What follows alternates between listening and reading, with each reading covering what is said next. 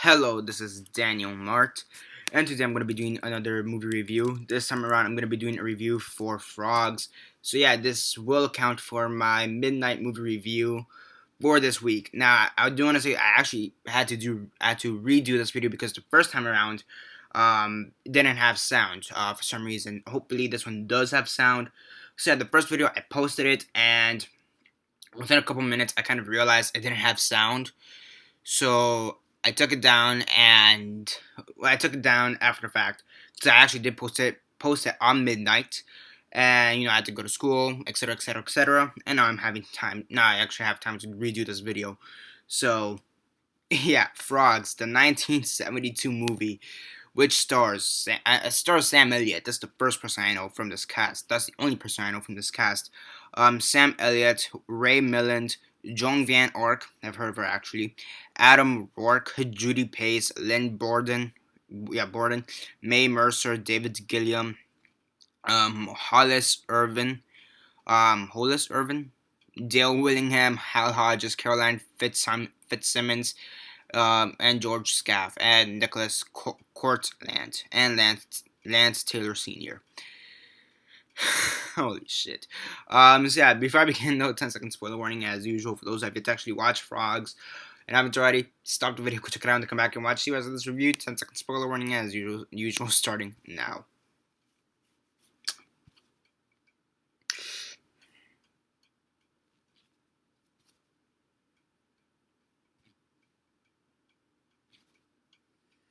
Okay, so 10 seconds are up. And yeah, 10 seconds are up. So for those that have yet to actually watch the movie, haven't already, please comment down below or be messaging me. Then have to give you a fair warning, because as usual, I do. So, yeah, again, very fast, just to explain what a midnight movie review is. It's normally those really, um, it's either a really bad, but remarkably funny movie, like a really bad but cheesy movie. And again, I took inspiration from Chris Stuckman's Hilariosity review, so a bad movie that's hilarious. So atrocious, but hilarious. Hilariosity. So yeah, that's some of the movies you're gonna find in a midnight movie review. Also, it's mostly gonna consist of like B-level movies, so bad or good, low budget films or cult classic films. For the most part, that's what it's gonna consist the of midnight movie reviews. So yeah, now we have Frogs. Last week I did a review for Nothing But Trouble, which also did for the as an anniversary review because it was 25 years. So yeah, kill two birds with one stone. So yeah, now we have Frogs. How do I describe the plot for this movie? Okay, um, so yeah, so you have Sam Elliott. He's a photographer. He's an economic photographer, and he basically comes across this house in a sense. The patrons of that house kind of see him. They accidentally run him over with their speedboat or whatever, and they kind of save him.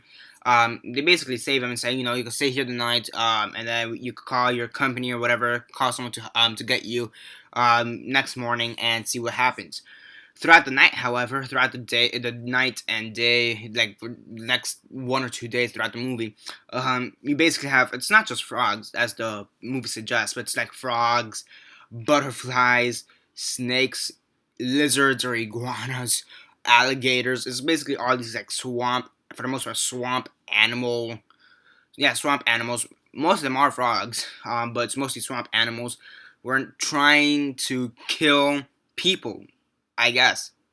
It's basically that. These swamp animals are trying to kill people, and I had no idea what the hell to expect from this movie. I knew it wasn't gonna be. I knew it wasn't gonna. I knew it wasn't gonna be horrific or a that horrific. Yeah, I guess, but it's pretty funny. It's just basically that. It's pretty funny. Like you have some death scenes in this movie, and yeesh. I mean, I know they're low budget B movie stuff, but yeesh. Um, like you don't know what's going on. And it just adds, I guess, to the I would say nostalgia, but I wasn't born in the 70s. But it just adds to that kind of charm this movie has. The fact that the way it's made, and yeah, I mean, but I will say there are things that kind of just happen, like oh yeah, we like playing cricket or tennis or something like that. They just kind of go off on a tangent on these people's personal lives, and I guess it's meant for character development, but it's not that it's forced. It's just that it's not forced, but it's not cliche. It's just like it's so stupid because we know most of these people are gonna die by the end of the movie. So, yeah, most of these people don't even get like good deaths. They get some pretty funny ones. There's this one guy who gets eaten by an alligator. That was pretty funny. And yeah, and towards the end, one of the guys has like a heart attack and then is uh, surrounded by frogs or something like that. Like the deaths are pretty bad, even from like on paper, on a paper perspective. You know, if you were to write these deaths on paper, they seem pretty bad on its own. So yeah, but I can't deny it's pretty funny. You can tell that the most of the actors are trying for the most part. They are trying. Sam Elliott for sure is trying his hardest, so he does kind of bring in that some of that extra charm because he is Sam Elliott.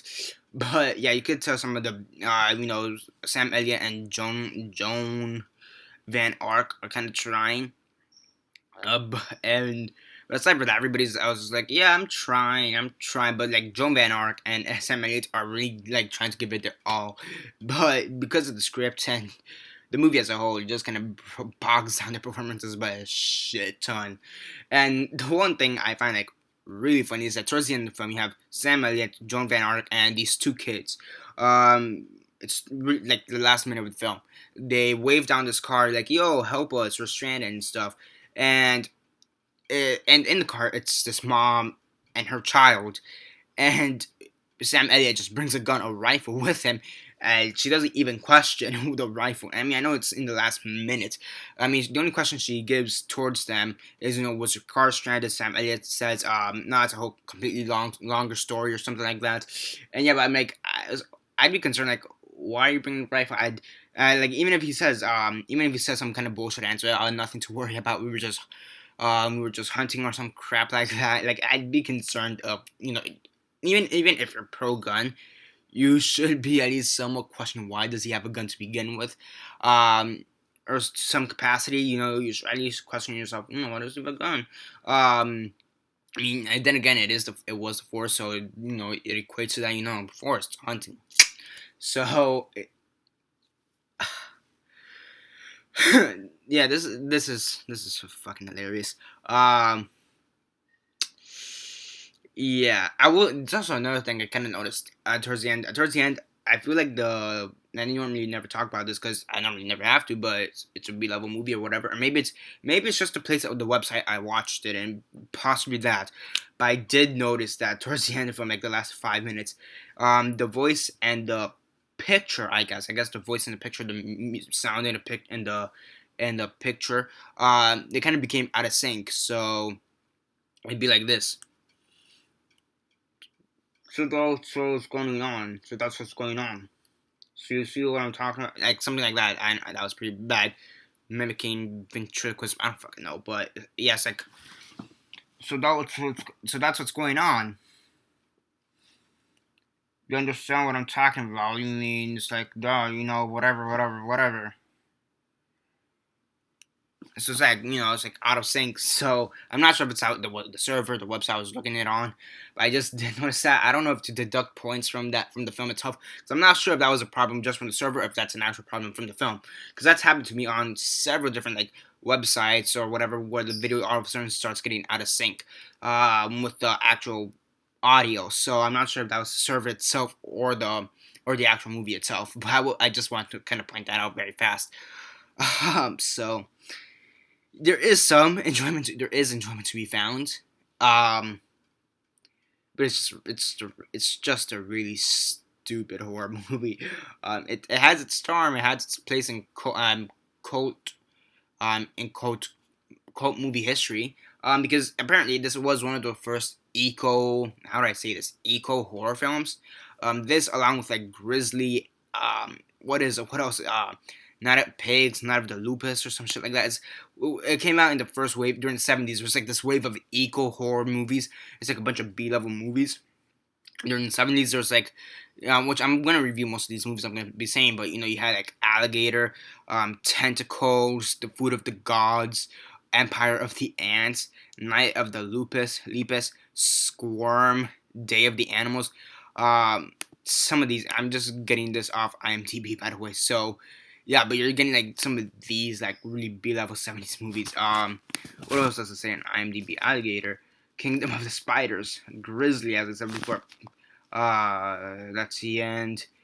Venom, that was from 1981, but still kind of past there. So yeah, um,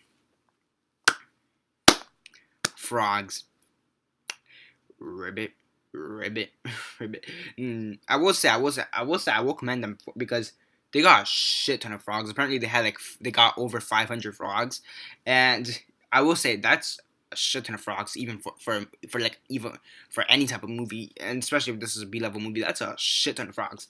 Come to find out that they lost most of the 500 frogs out in the fucking Everglades or some shit like that. Like they filmed it right here in South Florida, right by the Everglades or some area by there. So yeah, that explains the frog problem in the Everglades, I guess. I mean, no, I'm being serious. I think I've heard that we have like a massive frog problem in like the Everglades and like some of the surrounding area. So that explains that issue, I guess. Yeah, it makes sense because they did say it started off in the late 60s to early 70s. And this came out in 72, so it actually does make sense. So for one thing, aside from this being a pretty funny crap movie, it also taught me the fact that this probably caused a massive frog outbreak here in South Florida, which more or less we're still feeling the repercussions of it till this day. Yeah, I'm sorry for feeling local all of a sudden, but I just kind of added two and two together, whatever. So that's it for this midnight movie review. Sorry, not sorry, I guess, depending how you look at it, that this review is late. Again, I posted a video again earlier midnight, but there was no audio. One or two people commented, yo, there's no audio on this. And I'm like, oh, really? I checked it out. Oh, yeah, there isn't no audio. I took down the video and I'm redoing it again because I reposted it. Didn't have audio again, so I had to take down that video, erase the video as a whole. And now I'm redoing the review as a whole, all over again. And I think I touched upon the Everglades issue in the previous video, but I think this is where I actually went a little bit in deep with it. So, yay. On a scale of 1 to 10, 1 being the worst, 10 being the best, and 6 being decent. When it comes to these midnight movie reviews, for the most part, since they're B-level cheesy movies, there's like, I'm thinking, how can I make this the rate fair? Because I'm thinking there's production value versus entertainment value. So I want to be kind of fair, on this because the production level for the most part will suck compared to even other B-level movies in general. So, but then there's the entertainment value. So I'm thinking, let's see, entertainment value. It's 7 out of 10 for entertainment. Production, it's 4. Give me a second. I'm thinking 5.5 out of 10 is what I'm gonna have to give frogs. So yeah, it's almost decent. I feel like most of these midnight movie reviews will fall somewhere between the 5 and 6 category. So yeah, 5.5 out of 10 is what I'd give frogs. What the fuck? Eco horror movies. I will say that's the first time I've ever heard of that. For anything else, that's the first time I've ever heard of an eco horror movie. But whatever, filterable. They had a bunch of these during the 70s, as I said before. So yeah, that's basically it for now. Subscribe if you're not already subscribed. I do movie reviews, TV show reviews, and comic book reviews. Comment down below, like the video, share on Facebook, Twitter, MySpace, or whatever you guys prefer. And that's basically it for now. This is Daniel Mart, signing off.